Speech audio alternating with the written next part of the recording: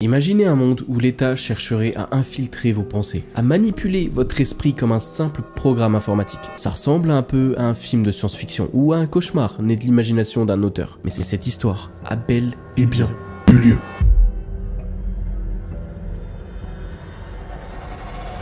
Opération Cyprès. En septembre 1950, la ville de San Francisco devient, sans le savoir, le théâtre d'une expérience militaire menée par l'armée américaine sous le nom de code Opération Cyprès.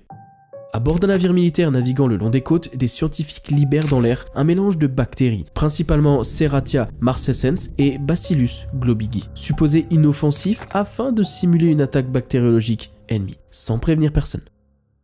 L'objectif était de mesurer la capacité de dispersion des agents pathogènes dans un environnement urbain, réel, sans simulation, sans alerter les autorités locales ni les habitants. Et pendant plusieurs jours, ces bactéries vont se répandre sur plus de 800 000 personnes. Les scientifiques vont installer des dispositifs de collecte un peu partout pour étudier la propagation des particules dans l'air, sur les bâtiments et dans les rues. Officiellement, cette simulation va viser à préparer le pays à une éventuelle guerre bactériologique, dans le contexte tendu de la guerre froide actuelle. Mais les conséquences dépassent largement les attentes des organisateurs. Et d'ailleurs, peu après l'opération, plusieurs cas d'infections rares vont être signalés, notamment une flambée inhabituelle d'infections urinaires dans un hôpital local. Un patient va décéder avec une infection bactérienne à la Serratia marcescens, justement, et bien que le lien direct avec l'expérience ne soit jamais officiellement reconnu, le doute va vite s'installer, évidemment. Pendant des années, l'opération va rester classée secret défense. Et ce n'est que dans les années 1970 que certains documents vont être déclassifiés, révélant l'existence de cette expérimentation grandeur nature sur toute une population. L'indignation est immense, évidemment, les citoyens apprennent qu'ils ont été exposés à leur insu à des germes potentiellement dangereuses, sans aucune information, protection ni suivi médical. De ce jour-là, l'opération Cyprès va devenir l'un des exemples les plus troublants de l'utilisation de la population civile comme sujet d'expérimentation, carrément. Et qui soulève notamment des questions fondamentales sur les limites de la science militaire, et en même temps sur la responsabilité de l'État face à ses propres citoyens. En parlant d'expériences flippantes, je viens de faire une découverte folle sur mes ancêtres, j'ai l'impression d'être Desmond Miles dans la peau d'Ezio, et en plus, je suis à Rome. Alors j'ai commencé en ajoutant mes parents, puis leurs parents à eux, puis les parents de leurs parents, et du coup comme ça je suis remonté sur 13 générations. Je vais vous montrer, c'est un truc de fou. Donc ça c'est les parents, ça c'est les parents des parents, les parents des parents des parents, de l'autre côté, et grâce à MyHeritage qui sponsorise cette vidéo, j'ai pu remonter sur 13 générations, et j'ai découvert des folies, et je vous montre ça tout de suite, c'est parti. Tout commence au XVIe siècle, en l'an 1560 précisément, quand mon ancêtre direct sur 13 générations, le légendaire Jacques-Alfred Bollot d'Ancier, arriva dans la petite bourgade de La Rosière en Haute-Saône. C'est juste ici. Jacques et sa famille de nobles étaient originaires d'un petit village en Suisse et sont arrivés en France pour défricher les Vosges afin d'en faire des terres culturables. Et oui, la famille Bollot d'Ancier est une famille de nobles et donc on peut dire que moi aussi j'en suis un. De l'autre côté de l'arbre, du côté paternel, je descends de la famille d'Aval. Pas une famille de nobles cette fois-ci, mais on va retrouver par exemple Perrin d'Aval, vicaire du Val d'Ajol. En gros, il était prêtre adjoint. Son fils était laboureur et le fils de son fils était marchand. Ok, un peu moins glorieux que du côté maternel, mais j'ai pu retracer les lieux où mes ancêtres ont vécu. D'ailleurs, qui ne sont vraiment pas loin de là où j'habite actuellement. Et aussi, j'ai pu voir ce qu'ils ont fait au fil des années, et tout ça sur 13 générations, directement au-dessus de moi. Autant dire que je pensais y passer 1 heure ou 2 et j'y ai passé 1 semaine ou 2. C'est vraiment fascinant et je pense que tout le monde devrait avoir l'opportunité de découvrir ses ancêtres, qui ils étaient et ce qu'ils faisaient. Il y a une autre fonctionnalité trop cool de MyHeritage, c'est ce que tu peux faire avec tes vieilles photos de famille. Non seulement tu peux les coloriser, les améliorer, les réparer, mais tu peux même les animer tes vieilles photos de famille avec la fonction Live Memory. Regardez comme c'est dingue. Et c'est trop bien car MyHeritage t'offre 14 jours d'essai gratuit, je vous invite vraiment à les tester et franchement en 14 jours t'as le temps de faire déjà plein de choses, de découvrir tout un tas d'infos sur tes ancêtres, sur ton passé, donc clique sous la vidéo, c'est le premier lien pour toi aussi peut-être en apprendre plus sur tes ancêtres et puis découvrir tes origines. La surface. MK Ultra. Vous avez peut-être déjà entendu parler du projet MK Ultra et j'en suis quasiment convaincu. C'est une expérience secrète mais pourtant bien connue de beaucoup. Lancé par la CIA dans les années 50, ce programme avait un seul objectif glaçant, prendre le contrôle de l'esprit humain à travers des expériences aussi secrètes que terrifiantes. MKUltra, c'est plus de 150 sous-projets menés dans des hôpitaux, dans des prisons, dans des universités, souvent sans le consentement des participants, évidemment. Les cobayes, parfois des malades mentaux ou des détenus, recevaient des doses massives de LSD et d'autres drogues hallucinogènes. Pour ceux d'entre vous au fond de la classe qui ne connaissent pas le LSD, c'est une drogue très puissante qui change complètement la façon dont on voit et dont on ressent le monde. Elle peut provoquer des visions étranges, faire perdre la notion du temps et même modifier les pensées. Et justement, dans le cadre du projet MKUltra, la CIA l'a utilisé pour tenter de manipuler et de contrôler l'esprit des gens, en jouant avec leur cerveau, leurs peurs et leurs insécurités. Dans certains cas, des personnes ont été droguées pendant des semaines, maintenues en vie et en les nourrissant au goutte à goutte, tandis que l'on tentait de réinitialiser leur cerveau. Le but était clair, ils voulaient créer des agents manipulables à distance, voire des assassins programmés, prêts à agir au simple déclenchement d'un mot-clé. Un peu comme dans la série BioShock pour ceux qui connaissent. Parmi les noms impliqués, on retrouve le docteur Donald Ewen Cameron, un psychiatre canadien qui était persuadé de pouvoir reconstruire un esprit humain en partant de zéro. Pour ça, donc, il soumettait ses patients à des traitements extrêmes, il les droguait avec du LSD, comme je vous l'ai dit, il les enfermait dans des chambres insonorisées, les privait de sommeil, les privait de nourriture et leur faisait subir des électrochocs à haute intensité. Une série d'électrochocs de 20 à 40 fois plus puissants que ceux utilisés dans les traitements à l'époque. Après quelques semaines, le père d'Alan Tani est réduit à un état infantile, jusqu'à devenir incontinent. Après ça, évidemment, beaucoup de patients ont perdu leur mémoire, ils ont aussi perdu leur personnalité et certains sont devenus complètement incapables de mener une vie normale. Cameron pensait qu'il pouvait reconstruire leur esprit en partant de zéro, mais il a seulement réussi à détruire des vies. Le projet a été officiellement arrêté en 1973, mais beaucoup de documents ont été détruits sur ordre du directeur de la CIA. Et c'est qu'en 1975, 2 ans plus tard, justement grâce à une commission d'enquête du Congrès américain, que l'existence du MKUltra a été révélée au grand public. À la fin des années 80, la CIA conclut une entente avec les patients canadiens qui reçoivent 90 000 $ chacun, puis le gouvernement canadien annonce un programme de dédommagement en 1992. Mais seules les victimes qui ont été ramenées à un état infantile par les expériences seront indemnisées.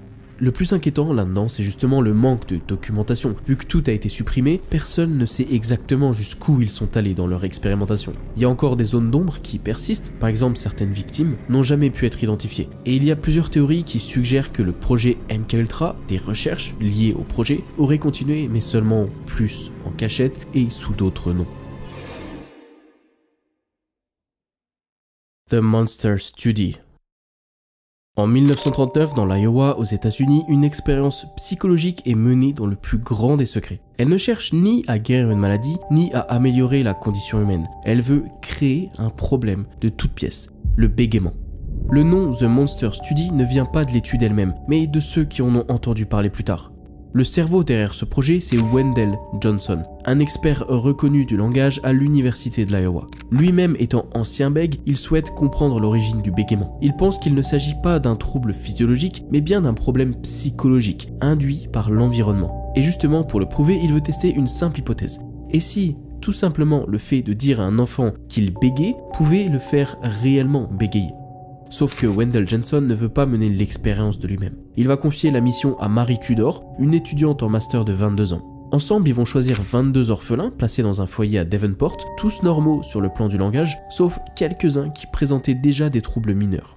Les enfants sont divisés en 2 groupes. Le groupe A, celui des enfants sans problème d'élocution, et puis le groupe B, celui des enfants déjà identifiés comme légèrement bègues ou présentant quelques hésitations. Et voici ce que Mary Tudor va faire. Pour la moitié des enfants du groupe A, des enfants qui parlent entre guillemets parfaitement bien, parce que j'aime pas catégoriser, elle va leur répéter jour après jour que eux, ils ont un trouble du langage. Elle va leur faire croire qu'ils bèguent et qu'ils doivent faire des efforts pour mieux parler, qu'ils sont anormaux. Elle corrige leurs moindres hésitations, elle les observe comme s'ils étaient défaillants, et résultat, chez plusieurs d'entre eux, la parole se détériore très rapidement. Ils vont devenir anxieux, certains se taisent complètement en public, ils vont refuser de lire à voix haute et ils vont même devenir renfermés sur eux-mêmes. Ces enfants ne bégayaient pas à la base, mais à force de leur dire qu'ils bégayaient, ils ont fini par développer de vrais troubles. Dans l'autre moitié du groupe, à l'inverse, Mary Tudor va rassurer les enfants déjà bègues. Elle va les encourager, minimiser les erreurs, les féliciter et même leur dire qu'ils parlaient très bien. Certains vont légèrement s'améliorer, mais l'effet est moins spectaculaire que sur les enfants normaux à qui elle a persuadé qu'ils avaient un problème. Quand l'expérience s'achève, les résultats sont clairs. Les mots ont un pouvoir immense. En disant à un enfant qu'il est défectueux, on peut le briser. Pire, chez certains participants, les troubles provoqués pendant l'étude resteront pour toute leur vie. Mais Marie Tudor, elle regrette vite ce qu'elle a fait. Dès la fin de l'expérience, elle va demander à revoir les enfants pour leur dire qu'ils allaient bien, qu'ils n'avaient jamais eu de problème. Mais c'était trop tard. Le mal était fait et l'étude ne sera jamais publiée officiellement. Johnson et Tudor savent qu'elle est bien trop controversée et ils cachent les résultats pendant de nombreuses années. Il faudra attendre l'an 2001 pour que l'université de l'Iowa reconnaisse publiquement cette étude et s'en excuse. En 2007, 6 des survivants porteront plainte et ils recevront chacun un dédommagement de 925 000 $. Mais comment c'est possible de mettre un prix sur une enfance volée? Évidemment, aucune somme ne peut effacer les effets de ce que certains psychologues décrivent comme l'un des actes les plus cruels jamais réalisés dans le domaine de la psychiatrie. Au fait les amis, il y en a plein parmi vous qui regardent mes vidéos mais qui sont pas abonnés, alors n'hésitez pas à vous abonner pour recevoir les notifications. Une fois que c'est fait, dites-le moi dans les commentaires, activez la petite cloche et merci, des bisous. Le docteur Sergei Brukhonenko.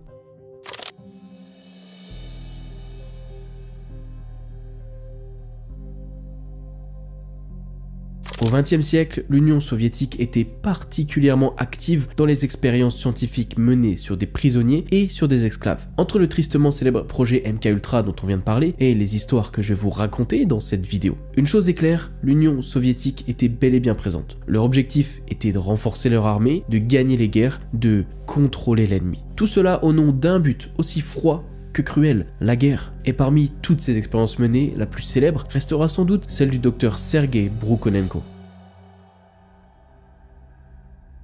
Dans les années 1930, un médecin du nom de Sergei Brukhonenko s'attaque à une question que très peu osent réellement affronter. Peut-on défier la mort en personne? Dans un contexte où la science est poussée à ses limites pour servir l'idéologie du régime soviétique, Sergei devient un pionnier dans un domaine aussi fascinant qu'effrayant, la réanimation. Son obsession, c'est pas la médecine traditionnelle, mais c'est plutôt une forme radicale de chirurgie expérimentale qui cherche à maintenir la vie au-delà de ce que le corps permet. Il imagine une machine capable de remplacer le cœur et les poumons et de faire circuler artificiellement le sang dans un corps inerte. Il la nomme l'autojector. À l'époque, cette invention est révolutionnaire, on va se le dire. Elle deviendra même plus tard la base des machines cœur-poumon utilisées dans les opérations chirurgicales modernes. Mais ce qui choque, c'est pas tant l'invention elle-même, c'est la manière dont Brukhonenko a prouvé qu'elle fonctionnait. Pour démontrer la puissance de sa machine, il va organiser des expériences sur des chiens. Certaines filmées. On y voit une image difficile à croire, une tête de chien séparée de son corps, posée sur une table de métal, reliée à l'autojector par des tubes. La machine va envoyer du sang artificiellement oxygéné dans la tête et ce qui se passe ensuite est terrifiant. Les yeux de la tête s'ouvrent. Les oreilles vont bouger et la langue va réagir au contact du jus de citron.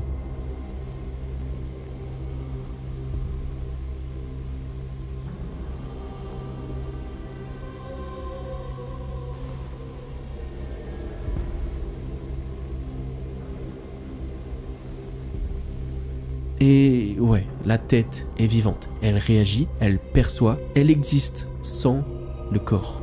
C'est une scène sortie d'un cauchemar ou d'un film de fiction. Et pourtant, elle est bien réelle. Dans d'autres expériences, Sergei vide entièrement le corps d'un chien de son sang, jusqu'à ce que le cœur s'arrête. L'animal est cliniquement décédé. Puis, à l'aide de l'autojecteur, il réinjecte lentement du sang dans le corps. Et encore une fois, le miracle se produit. Le cœur commence à battre, le chien respire, il ouvre les yeux et va finir par se lever. Il vient clairement de revenir à la vie.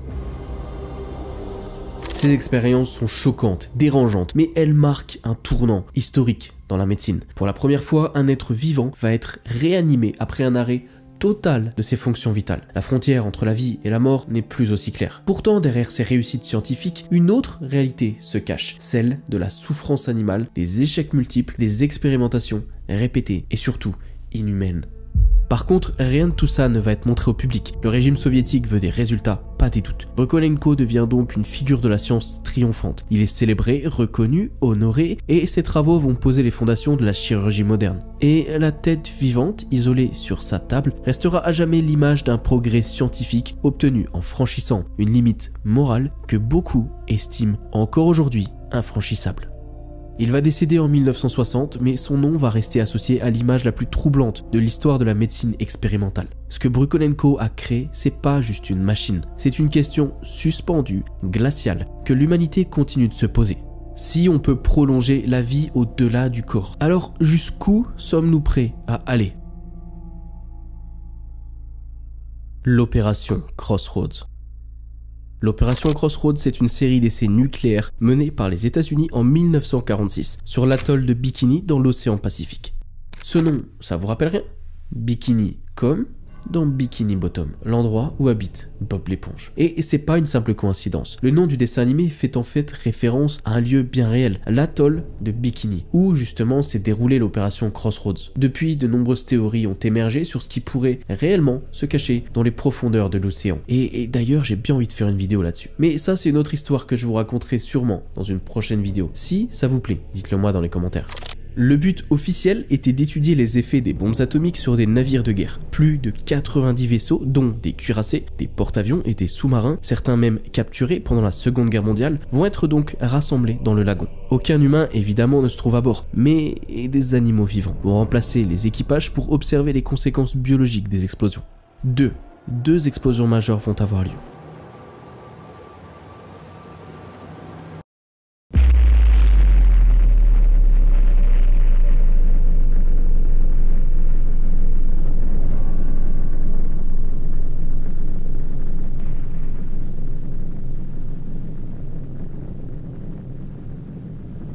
The mushroom cloud gains altitude with amazing speed. In less than a minute, it has reached a point 1 mile. La première, appelée Able, explose dans les airs le 1er juillet 1946, larguée par un bombardier B-29. Il va rater sa cible de peu et causer des dégâts limités. La seconde, nommée Baker, va exploser sous l'eau le 25 juillet.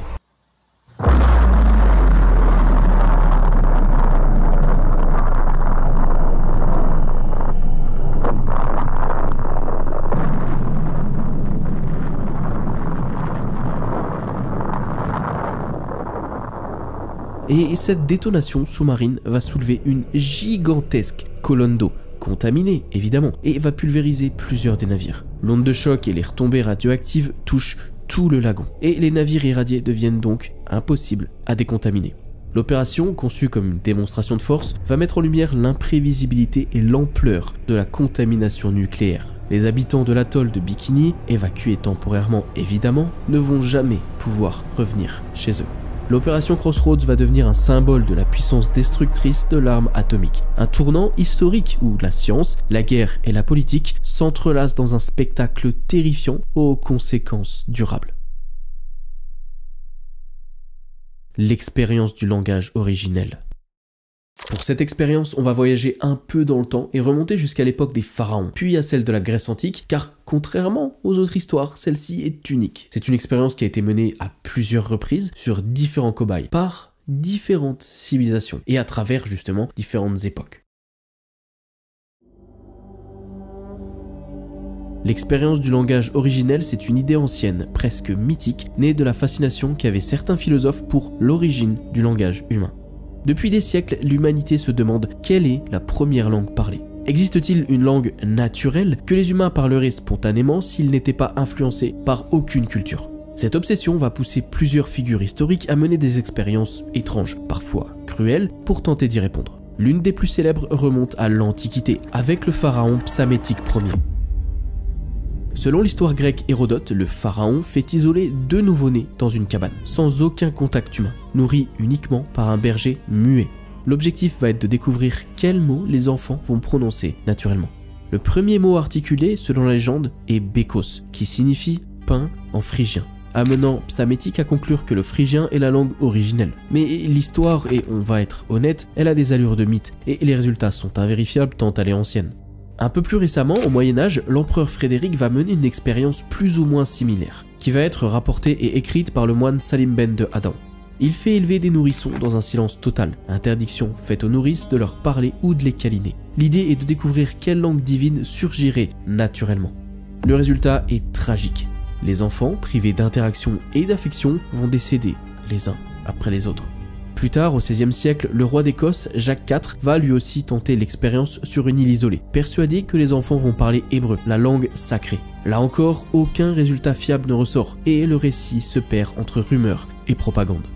Ces expériences, qu'elles soient réelles ou légendaires, témoignent d'une inquiétude profonde. Sans langage, l'être humain est-il encore réellement humain? Et est-on capable de découvrir une vérité sur l'humanité en réduisant l'enfant à un simple sujet d'observation? Malgré tous ces essais, la question reste sans réponse certaine. Au final, le langage ne surgit pas dans le silence. Il naît du lien, de la voix, du regard et de l'amour. Et ces expériences n'ont pas révélé la langue de Dieu, mais elles ont montré involontairement que sans contact humain, le langage ne peut même pas naître. Clonaid. En décembre 2002, une nouvelle fracassante secoue le monde entier. Une entreprise nommée Clonaid annonce avoir réalisé le tout premier clonage humain. The first baby clone is born. She was born yesterday at 11:55 a.m. in the country where she was born. So this will not give you more details about the location. She's fine. We call her Eve. Un porte-parole du groupe, Brigitte Boisselier, va déclarer lors d'une conférence de presse à Hollywood, en Floride, que la société a fait naître un bébé clone, une fille nommée Eve, le 26 décembre 2002. L'annonce choque autant qu'elle intrigue. Il ne s'agit pas seulement d'une prouesse scientifique présumée, mais c'est un basculement dans ce qui semblait, jusqu'à alors, relever uniquement de la science-fiction. Mais ce qui rend l'histoire encore plus étrange, c'est l'identité de ceux qui revendiquent cet exploit. Clonaid, c'est pas une entreprise médicale traditionnelle ou une institution scientifique reconnue. Clonaid, ça a été fondé par un mouvement religieux controversé, les Raéliens. Ce groupe, créé dans les années 70 par Claude Vorilhon, est connu sous le nom de Raël. Leur croyance est que la vie sur Terre a été créée scientifiquement par une civilisation extraterrestre appelée les Éolimes, et donc pour eux, le clonage humain, c'est juste un moyen de parvenir à l'immortalité. C'est une façon de transférer l'esprit dans un nouveau corps, à l'image un petit peu de ce que leur dieu d'origine extraterrestre aurait accompli. Brigitte Boisselier, elle-même raélienne et scientifique de formation, affirme que le bébé Eve est le clone d'une femme de 31 ans et que la procédure a été réalisée à partir d'une seule cellule de cette femme, injectée dans un ovule énucléé puis implantée dans l'utérus d'une mère porteuse. Elle soutient que l'accouchement s'est bien passé, que le bébé est en bonne santé et que d'autres naissances de clones sont prévues dans les mois à venir. Étonnamment, aucun élément de preuve va être fourni. Boisselier promet des tests ADN indépendants pour confirmer le clonage, mais c'est bizarre, ces tests ne viendront jamais. À aucun moment, les parents du bébé ne se présentent publiquement. Aucun laboratoire, aucune autorité médicale ou scientifique ne peut attester que l'enfant existe, et encore moins qu'il est un clone. Des journalistes, des biologistes et même des gouvernements réclament des vérifications, des preuves, mais l'absence totale de transparence va rapidement faire basculer l'histoire dans la suspicion. D'ailleurs, d'anciens membres du mouvement raélien vont affirmer que tout cela est une mise en scène médiatique, destinée à faire parler du mouvement et à attirer l'attention sur leurs croyances. Malgré tout, Clonaid maintient sa version, parle même de plusieurs autres enfants clonés dans le monde, un en Europe, un en Asie et un au Canada, mais encore une fois sans jamais produire la moindre preuve. Et peu à peu, l'opinion publique considère l'affaire comme une gigantesque supercherie. Le bébé Eve, si elle existe, ne sera jamais montré et aucun scientifique n'étudiera son ADN. L'histoire se fond dans la masse des événements inexpliqués ou peut-être fabriqués, mais ce qui est sûr c'est qu'elle laisse une empreinte durable, car pour la première fois, l'humanité a été confrontée à l'idée concrète du clonage humain. D'ailleurs, le scandale pousse plusieurs pays à renforcer leurs lois sur le clonage. L'UNESCO, l'ONU et diverses institutions scientifiques réaffirment même leur opposition à toute tentative de clonage reproductif humain. Mais malgré tout, l'idée, la petite graine, elle est désormais là, dans l'esprit collectif. Aujourd'hui encore, le prétendu clonage du bébé Eve est vu comme l'un des plus grands coups de communication pseudo-scientifiques du 21e siècle, à la frontière du canular et de la propagande sectaire, et d'un avertissement peut-être aussi sur ce que pourrait devenir la science sans contrôle éthique. Ok, on a parlé de clonage, peut-être même d'une arnaque, ou peut-être encore d'un coup de pub bien orchestré. Et je sais, c'est sûrement pas ce à quoi vous vous attendiez. Mais ce que vous ignorez peut-être, c'est que dans une autre époque, un scientifique a bel et bien réussi à mener cette expérience. Et cette fois, pas d'arnaque, pas de mise en scène, il a juste cloné un animal avec suspect et preuve à l'appui. Et son nom, c'est Ian Wilmut. En 1996, un petit mouton blanc naît dans une ferme écossaise. Elle s'appelle Dolly, un nom apparemment anodin, mais qui va bouleverser, vous allez voir, à jamais l'histoire de la biologie. Ce mouton, mis au monde par une brebis porteuse, est le premier mammifère cloné à partir d'une cellule adulte. Derrière cet exploit scientifique se trouve le chercheur britannique Ian Wilmut. Ce que Wilmut et son équipe réussissent avec Dolly dépasse toutes les attentes de la communauté scientifique. Ils prouvent qu'on peut reprogrammer une cellule différenciée, c'est-à-dire une cellule adulte spécialisée pour qu'elle redevienne une cellule capable de générer un être vivant complet. L'expérience, évidemment compliquée, repose sur une technique appelée transfert nucléaire de cellules somatiques. Les scientifiques prennent une cellule de la glande mammaire d'un mouton adulte de la race fine dorsée, en extraient le noyau qui contient le matériel génétique, puis l'introduisent dans un ovule énucléé provenant d'un autre mouton. Ensuite, ils stimulent cet ovule, modifié par une impulsion électrique, simulant un petit peu comme une fécondation, et l'implémentation dans l'utérus d'une mère porteuse. Sur 277 tentatives, une seule aboutit à une naissance viable, celle de Dolly. Dès l'annonce de sa naissance au public en février 97, le monde entier se passionne pour ce petit mouton, qui devient instantanément un icône scientifique et médiatique. Le nom Dolly est d'ailleurs choisi en hommage à Dolly Parton, la chanteuse de country américaine. Mais derrière cette anecdote va se cacher une question scientifique essentielle. Si on peut cloner un mouton à partir d'une cellule adulte, pourquoi pas un autre animal? Et pourquoi pas un être humain? La communauté scientifique est fascinée, mais aussi troublée. Le clonage, comme souvent, soulève des questions éthiques vertigineuses. Qu'en est-il de l'identité, de l'âme et de l'individualité de la personne clonée? Est-ce que cloner un être vivant, c'est vraiment le reproduire à l'identique? Et surtout, jusqu'où faut-il aller et jusqu'où ne faut-il pas aller? Wilmut, de son côté, insiste sur le fait que Dolly ne marque pas un pas vers le clonage humain, mais une avancée dans la compréhension des mécanismes cellulaires et génétiques. Par la suite, Dolly va décéder après 6 ans, ce qui est relativement court pour un mouton. En 2003, elle est euthanasiée après avoir développé une maladie pulmonaire incurable. Et d'ailleurs, sa mort va alimenter des débats sur la santé des clones et les limites du clonage. Certains pensent que sa durée de vie réduite est due au vieillissement prématuré de ces cellules, qui d'ailleurs portaient déjà les marques du mouton adulte dont elle était issue. Dolly, quant à elle, aujourd'hui, elle est empaillée et exposée au National Museum of Scotland, où des milliers de visiteurs viennent la voir chaque année, fascinés par ce mouton qui a changé le regard de l'humanité sur la vie, mais aussi la reproduction et l'avenir de la biologie, quelque part. Sous la surface. Expérience soviétique à Semipalatinsk. A 40-year period, we're talking 1949 to 1989, the Soviet Union exploded 460 nuclear bombs in eastern Kazakhstan. About 200,000 villagers living near the test site were exposed to high levels of radiation, often deliberately, and the effects of the testing program have been passed down and intensified in generations born decades later.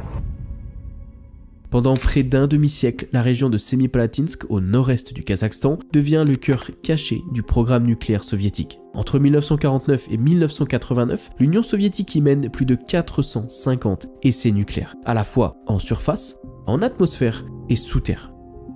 Le site, baptisé Polygon, est vaste, isolé et soumis à un secret absolu. Mais autour de cette zone d'essai vivent des centaines de milliers de personnes, dans des villages dispersés, des communautés rurales qui n'ont jamais été informées du moindre risque. Les explosions vont se succéder, parfois à ciel ouvert, projetant d'ailleurs des nuages radioactifs dans tout l'air, contaminant l'eau, contaminant la terre, contaminant aussi les récoltes, et les habitants, souvent pauvres, souvent sans aucun moyen de se protéger, ignorant qu'ils sont en train d'être exposés à des doses massives de radiation. Certains vont monter sur les collines pour observer les champignons atomiques à l'horizon, un peu comme on regarde un feu d'artifice. D'autres, quant à eux, vont raconter que les vitres tremblent, souvent, que la terre vibre et que les animaux sont en train de tomber malades sans raison. En tout cas, eux, ils ne la connaissent pas, la raison. Rapidement, les conséquences sanitaires vont devenir visibles. Des générations entières vont être marquées sur leur peau, des enfants vont naître avec des anomalies graves, certains avec des organes mal formés, des visages déformés, des membres atrophiés ou des déficiences mentales ou physiques. Mais le régime soviétique nie, minimise et garde tout le silence là-dessus. Les habitants deviennent donc des cobayes involontaires, observés à distance pour étudier les effets de l'irradiation sur le long terme.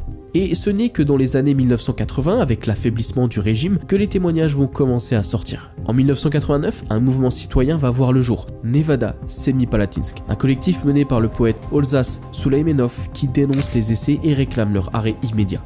Face à la pression, le site est finalement fermé 2 ans plus tard, en 1991, un peu avant la chute de l'URSS. Mais évidemment, le mal est fait, et ce depuis des années. Des millions de personnes ont été exposées, et les séquelles se transmettent de génération en génération sans rien ne pouvoir y faire.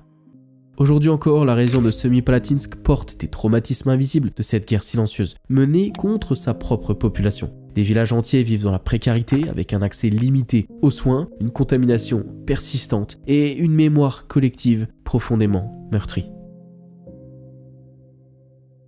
NAZI Human Experimentation. Pendant la Seconde Guerre mondiale, sous le régime NAZI, l'Allemagne met en place un vaste programme d'expérimentation médicale sur des êtres humains, principalement dans les camps de concentration. Sous prétexte de recherche scientifique, encore une fois, ou d'amélioration de la médecine militaire, ces expériences se déroulent en réalité dans des conditions inhumaines, sans aucun consentement, et vont causer des souffrances atroces, des séquelles irréversibles, voire le décès. Les victimes sont essentiellement des juifs, des roms, des personnes handicapées, des prisonniers de guerre soviétiques et des opposants politiques.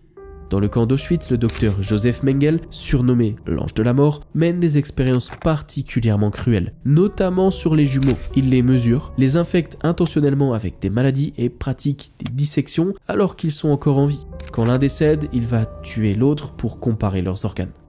À Ravensbrück, les femmes vont être quant à elles soumises à des opérations pour tester la régénération des os, des nerfs ou des muscles, souvent en provoquant des fractures ou des amputations délibérées. Les blessures sont ensuite infectées volontairement pour observer les effets sans soins ni anesthésie. Dans le camp de Dachau, les NAZI testent la résistance humaine au froid extrême. Des prisonniers sont plongés dans les bains glacés ou laissés nus à l'extérieur et les scientifiques les observent calmement pour regarder combien de temps ils mettent à décéder ou à perdre connaissance. Les expérimentations incluent aussi des tests de médicaments ou des vaccins, souvent en inoculant volontairement des maladies comme le typhus, le paludisme, puis en observant l'évolution, encore une fois sans traitement, ou alors avec des substances inconnues propres à eux. Les NAZI mènent également des essais de stérilisation forcée, cherchant à éliminer les populations qu'ils jugent indésirables. Des rayons X vont être utilisés pour rendre des femmes stériles à leur insu, des injections chimiques détruisant des organes reproducteurs et parfois dans une logique d'eugénisme appliquée.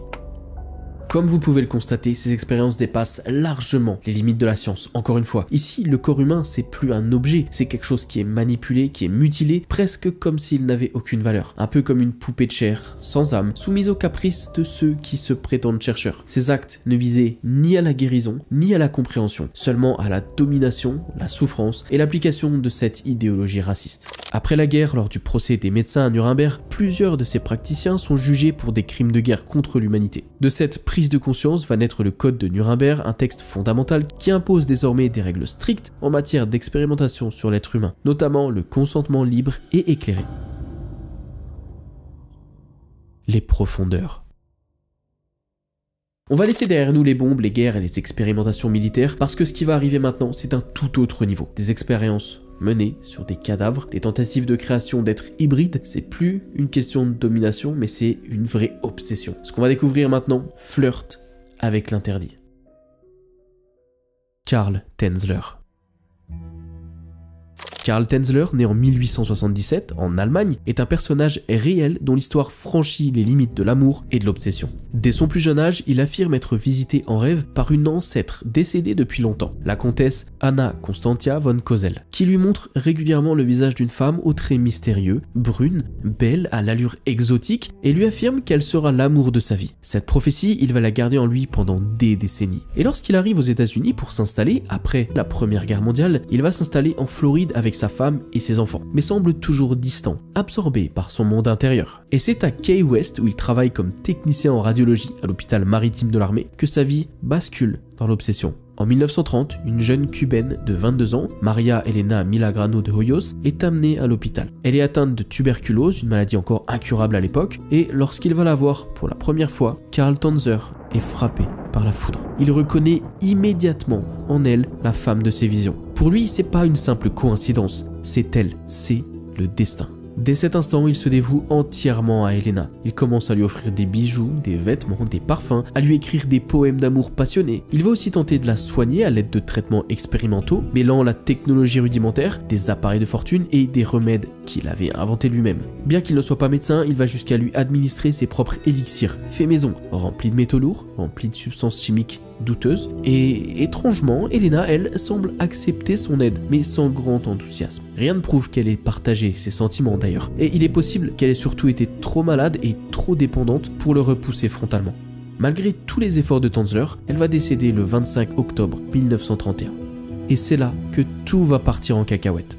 Dévasté, il va convaincre la famille de la fiancée un enterrement somptueux qu'il va orchestrer lui-même. Il fait construire un mausolée en béton dans le cimetière de Key West et installe à l'intérieur un cercueil métallique verrouillé. Il promet à la famille qu'il veillera sur la tombe. Et effectivement, il s'y rend chaque nuit, sans exception. Mais ce petit rituel nocturne ne lui suffit bientôt plus. Selon lui, l'esprit d'Elena l'appelle de l'au-delà. En 1933, il commet l'irréparable. Il va prendre son cadavre, il va le ramener chez lui à l'insu de tous. Confronté à un corps déjà très décomposé, il va le restaurer à sa manière. Il va utiliser des fils métalliques pour maintenir le squelette en place, remplacer les yeux par du verre et reconstituer sa peau avec de la soie enduite de cire, du plâtre et de la cire à modeler. Il va rembourrer l'intérieur du corps avec des chiffons pour lui donner une forme, il va parfumer le corps d'huile essentielle et de formol pour masquer l'odeur, l'habiller avec des belles robes et va lui mettre des bijoux et du maquillage. Il va vivre ainsi avec le cadavre embaumé de Maria Elena pendant plus de 7 ans.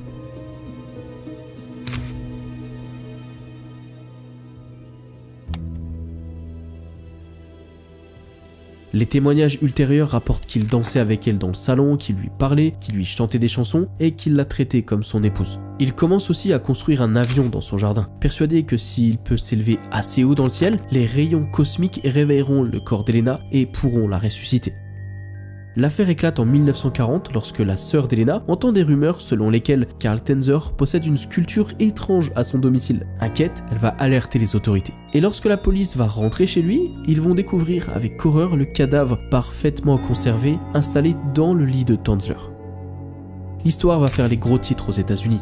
Par la suite, Tanzler va être arrêté pour profanation de sépultures, destruction de cadavres, mais comme le délai légal est dépassé, il va être relâché. Étonnamment, une partie du public va prendre son parti d'ailleurs. Dans les journaux, certains le décrivent comme un romantique désespéré, un homme brisé par la mort de son amour éternel. Il continue de clamer que ses intentions étaient pures et qu'il n'a jamais voulu faire de mal, qu'il voulait simplement rester avec celle qu'il aime. Après son procès, Karl Tanzler s'installe seul dans une caravane tout près de Zephyr Hills en Floride. Jusqu'à sa mort en 1952, il vit entouré de souvenirs d'Elena avec une nouvelle effigie qu'il fabrique à partir d'un masque mortuaire en cire. Il ne renoncera jamais à son rêve de la ressusciter. Et d'ailleurs, selon certaines sources, son corps est retrouvé quelques jours après son décès, allongé aux côtés de cette effigie. Andrew Urey. Andrew Urey est un médecin écossais du 19e siècle, né en 1778 à Glasgow, dont le nom reste associé à certaines expériences médico-scientifiques parmi les plus étranges et troublantes de son époque. Brillant universitaire, professeur de chimie à l'Andersonan Institution, il s'intéresse profondément à l'intersection entre l'électricité, le corps humain et le fonctionnement du système nerveux. L'événement qui le rend célèbre survient en 1818. À cette époque, les scientifiques s'intéressent énormément à la galvanisation. C'est une technique qui consiste à envoyer des courants électriques dans les muscles pour provoquer des contractions. Ce champ est notamment exploré par Luigi Galvani et Giovanni Aldini, deux Italiens qui s'inspirent à la fois de la science médicale comme le roman Frankenstein de Mary Shelley. Andrew Urey décide de pousser encore plus loin ses expériences en utilisant non pas des cadavres animaux, mais le corps d'un être humain fraîchement exécuté. L'opportunité se présente à lui lorsqu'un homme du nom de Matthew Clydesdale est condamné à mort pour meurtre à Glasgow. Il est pendu le 4 novembre 1818 et Urey, avec l'accord des autorités, va récupérer son corps presque immédiatement après l'exécution. Le cadavre est encore chaud, ce qui est crucial pour ce que le médecin souhaite démontrer. Et ce qu'il souhaite démontrer, c'est si l'électricité est correctement appliquée, pourrait-elle réveiller les fonctions vitales d'un corps humain décédé, voire même redonner la vie. L'expérience va être réalisée devant un tout petit comité de scientifiques et de spectateurs, et ça va rapidement devenir un cauchemar. Urey va insérer des électrodes dans divers points du corps, les muscles des bras, les muscles des jambes, le torse, et surtout dans les nerfs proches de la colonne vertébrale. Et lorsqu'il va commencer à envoyer des impulsions électriques, le cadavre va commencer à se convulser, mais à se convulser de manière spectaculaire. Le torse va se soulever, les bras vont se tendre, les jambes vont se contracter, et à un moment, l'une des jambes a même fait un mouvement si brusque qu'elle a semblé donner un coup de pied dans le vide.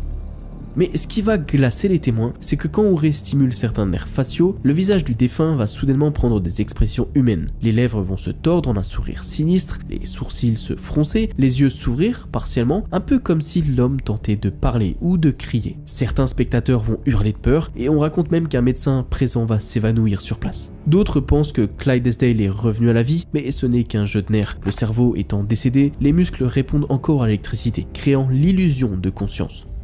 Urey note méticuleusement tous les effets observés, convaincu qu'un jour on pourra peut-être réanimer les cadavres fraîchement décédés grâce à sa technique. Et ce qui, à première vue, pourrait vous sembler être une simple folie ou un délire d'imagination, risque bien de vous surprendre, car l'obsession d'Andrew pour la réanimation des morts n'était pas un fantasme macabre ou une pure fiction, c'était rien de tout ça, car quelques années plus tard, un autre scientifique va bel et bien donner vie à cette idée terrifiante. Mais ne vous inquiétez pas, je vous ai gardé cette histoire pour la fin de la vidéo. Les abysses. Ramener les morts. En 2019, des chercheurs de l'université de Yale réussissent à rétablir certaines fonctions cellulaires dans des cerveaux de porcs plusieurs heures après leur décès. Ce projet, nommé BrainX, repose sur une question simple mais profonde. La mort cérébrale est-elle aussi définitive qu'on ne le pense? Pour y répondre, les scientifiques récupèrent des cerveaux de porc environ 4 heures après que les animaux aient été décédés. À ce stade, selon toute norme médicale, le cerveau est censé être irrémédiablement mort. Mais l'équipe ne se contente pas de constater la dégradation, elle va développer un système sophistiqué capable d'injecter dans les vaisseaux cérébraux un liquide artificiel spécialement conçu. Ce fluide, qui est enrichi en oxygène, en médicaments et en substances destinées justement à empêcher l'inflammation ou la destruction des neurones. Le système, branché à chaque cerveau, va justement faire circuler ce fameux liquide pendant plusieurs heures. Et l'objectif, c'est pas de ressusciter le cerveau, mais c'est d'observer si certaines fonctions cellulaires peuvent repartir après un temps de mort clinique. Et contre toute attente, le résultat va dépasser leurs espérances. Les cellules de ces cerveaux reprennent une activité métabolique. Elles consomment du glucose, elles réagissent à des stimulations chimiques, elles maintiennent la structure des tissus, et certaines cellules neuronales commencent même à envoyer des signaux. Alors attention, ce ne sont pas des cerveaux qui vont penser ou qui vont être conscients, mais ça va vraiment être des organes qui, biologiquement, ne sont plus complètement morts. Les chercheurs prennent cependant soin de surveiller l'éventuelle apparition d'une activité cérébrale globale, celle qui signalerait la conscience. Et ils insistent sur le fait qu'à aucun moment, les cerveaux ne montrent des signes d'éveil ou de perception. L'expérience va rester centrée sur la biologie cellulaire, pas sur la résurrection mentale. Mais la frontière semble tout doucement se déplacer au fil des années. Et ce qui était autrefois considéré comme irréversible, la mort du cerveau, ne l'est peut-être plus totalement. Même si l'expérience n'a pas permis de réanimer complètement le cerveau, ce qui d'ailleurs n'était pas son objectif principal, elle a tout de même ouvert la voie à des avancées importantes. Elle a contribué à aider à mieux traiter les lésions cérébrales, améliorer la préservation d'organes pour la transplantation et a même permis de nouvelles recherches sur les maladies neurodégénératives. Certes, les chercheurs scientifiques ne sont pas parvenus à ressusciter un cerveau mort, car oui, jusqu'à aujourd'hui, aucun cas de résurrection clair n'a été prouvé scientifiquement ou documenté comme étant possible. Mais si vous vous intéressez vraiment à la mort, au décès, laissez-moi vous raconter une histoire fascinante de la pseudo-ressuscitation du docteur Sam Parnia. Grâce à ces méthodes, le docteur Parnia et son équipe parviennent à ressusciter des patients qui étaient restés plusieurs minutes, parfois plusieurs dizaines de minutes, sans circulation sanguine active. En refroidissant le corps rapidement après l'arrêt cardiaque, ils ralentissent le métabolisme des cellules cérébrales, ce qui réduit donc leurs besoins en oxygène et les protège des dommages. Cette approche a permis à certains patients de retrouver conscience et fonction normale, même après des arrêts prolongés. Parnia a documenté plusieurs cas même où la réanimation a réussi au-delà des attentes classiques, confirmant que la mort n'est pas toujours immédiate et que le cerveau peut rester viable plus longtemps qu'on ne le pense. En attendant, les scientifiques travaillent sur un projet ambitieux qui est la cryogénie humaine. L'idée serait de congeler des corps sous moins 196 degrés pour peut-être les réveiller un jour dans le futur si jamais on découvre comment y parvenir. En tout cas, si ça vous intéresse et que l'idée de pouvoir être réanimé un jour dans le futur vous tente, sachez que la cryogénisation coûte entre 150 000 et 250 000 euros. Donc, bonne chance. Les ténèbres. Les homonculus. Au XVIe siècle, au cœur d'une Europe encore partagée entre magie et science, un homme du nom de Paracelse bouleverse les savoirs établis. Médecin, alchimiste, philosophe, il refuse l'enseignement classique d'Hippocrate et de Galien et cherche à découvrir les secrets de la nature à travers des méthodes audacieuses, parfois jugées hérétiques. Et c'est justement dans ce contexte que va naître l'étrange histoire de l'homonculus. C'est une créature miniature que Paracelse affirme pouvoir créer artificiellement, uniquement grâce à une série de manipulations alchimiques. Il y explique comment il serait possible de créer un être humain miniature, doté de vie, et tout ça dans un laboratoire. Pour faire ça, l'alchimiste propose une méthode plutôt troublante. Il faut prendre de l'ADN reproductif humain, le placer dans un récipient hermétique et l'ensevelir dans du fumier de cheval pendant 40 jours. La chaleur du fumier est censée reproduire celle de l'utérus, et au bout de cette période, une forme humaine minuscule commencerait à apparaître, translucide, presque fantomatique, mais bien vivante. Et ce serait là le premier stade de l'homonculus. Mais la création ne s'arrête pas là. Paracels affirme qu'il faut ensuite nourrir cette petite créature pendant plusieurs semaines avec un élixir à base de sang humain, un arcane vital censé accélérer sa croissance et lui insuffler une âme. L'homonculus deviendrait donc un être humain complet, doté d'intelligence, capable même de parler, et même, selon certaines variantes de la légende, de développer des pouvoirs surnaturels. Et ça, pour ceux d'entre vous qui aiment bien les animés et la japanimation, on peut le voir dans le manga Fullmetal Alchemist, où des êtres surnaturels appelés homonculus possèdent des pouvoirs surhumains et jouent un rôle central dans l'histoire. Mais ce concept ne vient pas de nulle part. Hiromu Arakawa, la créatrice, s'est inspirée de croyances bien réelles, celles de l'alchimiste Paracels. Et il faut dire la vérité, la figure de l'homonculus va fasciner les gens. Au fil des siècles, elle va réapparaître dans des écrits occultes, dans la littérature fantastique ou encore dans la science-fiction moderne. Elle cristallise une angoisse ancienne, celle d'un être humain créé par l'homme lui-même et non pas par la nature ou Dieu.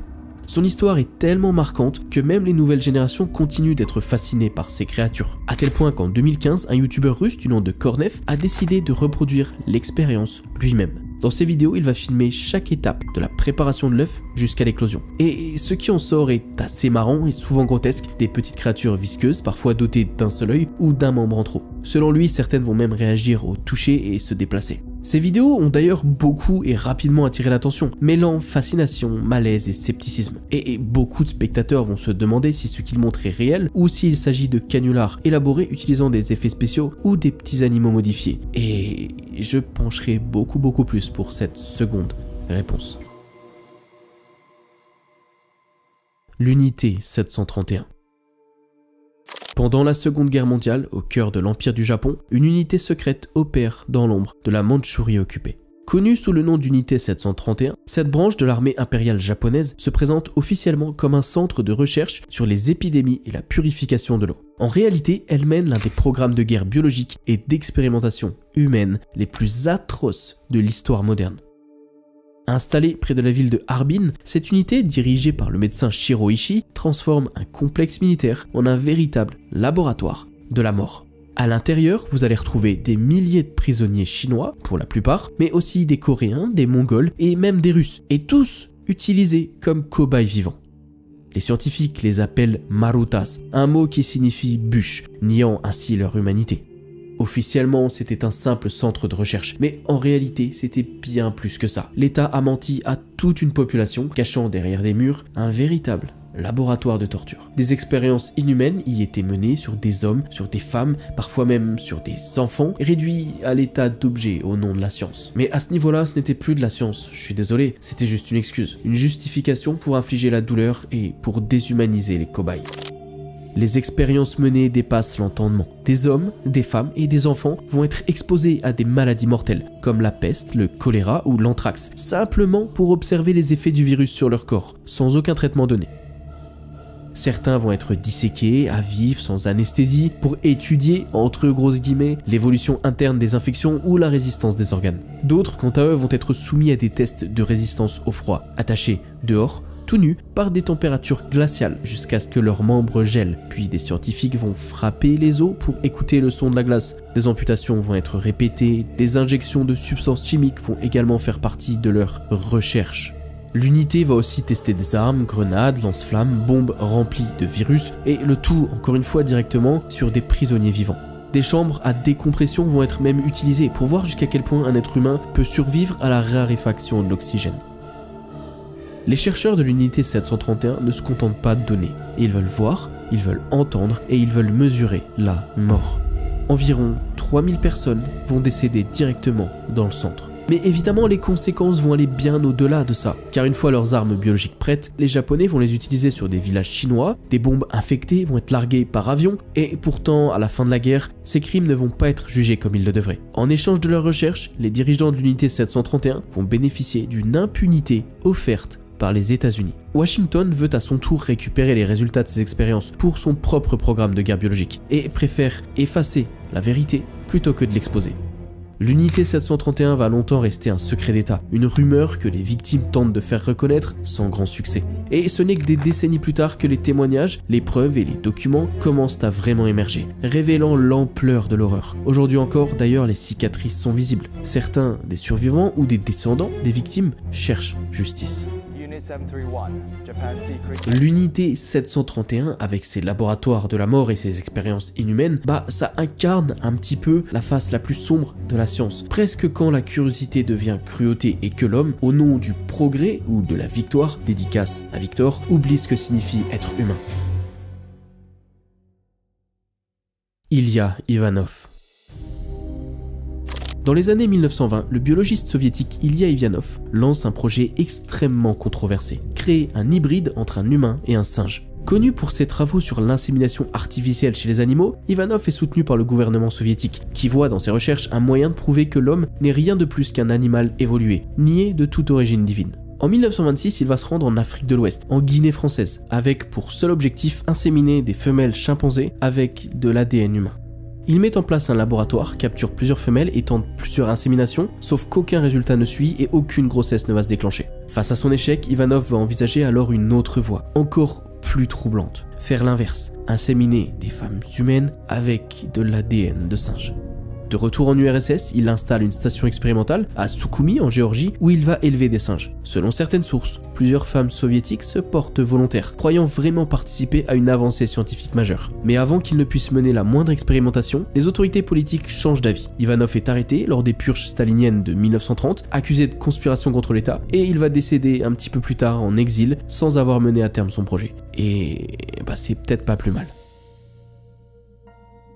Voilà les amis, j'espère vraiment que la vidéo vous aura plu. Un iceberg un peu plus long que d'habitude, mais le sujet était fascinant, il y avait trop de cas, donc j'ai dû un petit peu choisir. J'ai dû aussi aborder un certain respect, déjà parce que YouTube m'a un petit peu dans le viseur, mais ensuite parce que c'est pas toujours facile, c'est un petit peu délicat. Mais dans tous les cas, j'espère que ça vous a plu. Comme toujours, donnez-moi vos idées pour le prochain iceberg, j'adore en faire. Abonnez-vous, ça aide énormément, likez la vidéo, et moi je vous fais des bisous. C'était Théo, à la prochaine.